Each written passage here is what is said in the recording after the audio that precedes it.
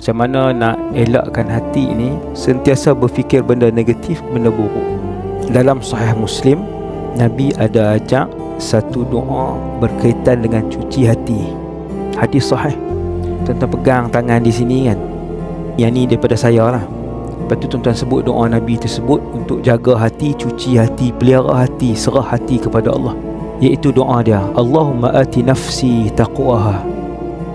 Ya Allah, Kau beri ketakwaan kepada hati ni. Wa zakkiha anta khairu man zakkaha.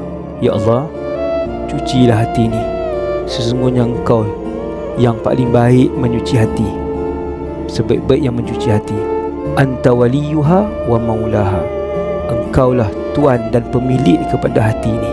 Kau yang cipta hati ni, Kau yang tahu sifat hati ni. Kita serah hati kita kepada Allah.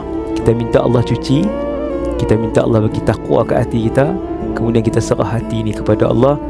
InsyaAllah hati yang penuh dengan ketakwaan dicuci oleh Allah itu akan sentiasa memikirkan perkara yang baik, positif untuk dunia dan akhirat kita. Walhamdulillahirabbil alamin.